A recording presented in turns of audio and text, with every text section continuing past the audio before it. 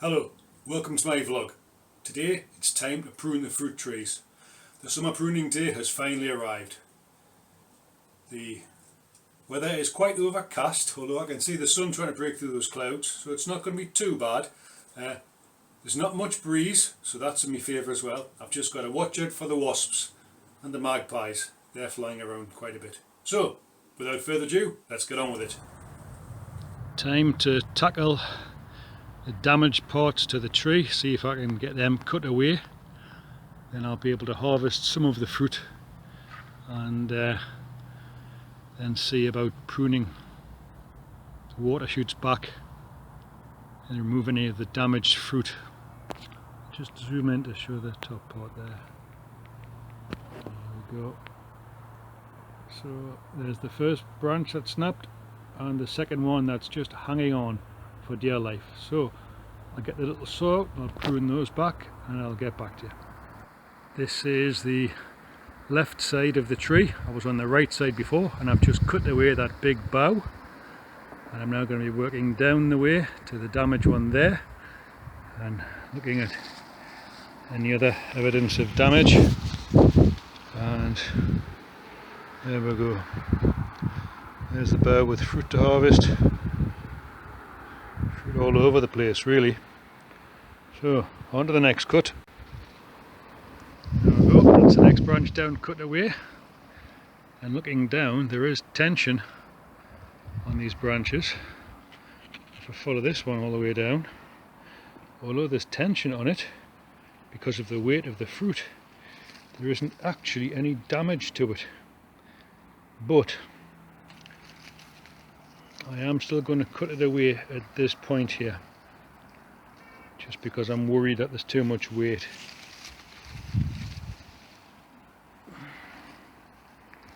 So if I can have a look, see the water shoots, so I'm going to cut away these ones. I'm going to have to decide on a new leader. I think I'll use this one at the back as the new leader. Cut all the other ones away. You can see more of the areas where the magpies have been helping themselves. That's the branch cut away there. If I scroll up, you can see I've got the top. So can I get up there easily? Top's up. What I'll do next is I'll just cut away this one and this one just to tidy it up. Cut this one back and then step away, have a look at it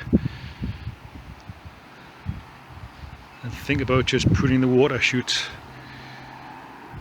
And then I'll come back and I'll think more about taking out the branch that's pointing to the west. So, right, here we go. There we go. That's the branches pruned away. And this is the saw that I used. It's a little pocket boy. Here we are. It's the evening of the next day. I took a step back, decided not to cut as much off as I was going to cut off in case I put the tree into some kind of shock. The leader at the top there, the new leader, I've trimmed that back, so hopefully it'll branch now. The big bough that I took out that was damaged, and the one that was snapped below it, and also the branch that was here. They were the three big cuts that I did. Everything else was just getting rid of the water shoots that I could reach,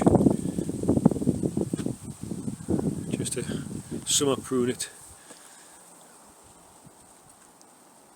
I'll have a look at it in the winter and do a winter prune, certainly to get the back bit that's flying over the fence there. That way at least when it comes to the next season, next year, it'll put on new growth. I'm concerned that I cut too much of it this year. I think I've done up to possibly a third of the tree so far when I look at it. I don't want to do any more than that.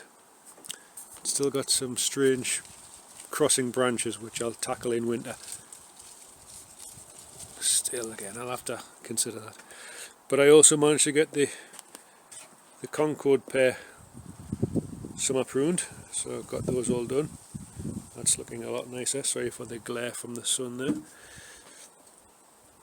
So that's not too bad. And I've also pruned the Hessle or hazel pear, so that's all done. There's one or two that I look at that I see I've missed. I'll maybe just grab those again later.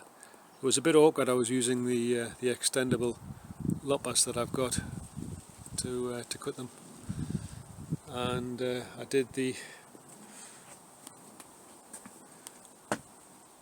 Keswick Coddling. That's been pruned back. So I've got some fruit in there that I need to collect. There was quite a bit of fruit that was damaged and rotten. I can see in there there's some damaged stuff that's rotten. Its neighbours next to it. I've also done down here, down this side,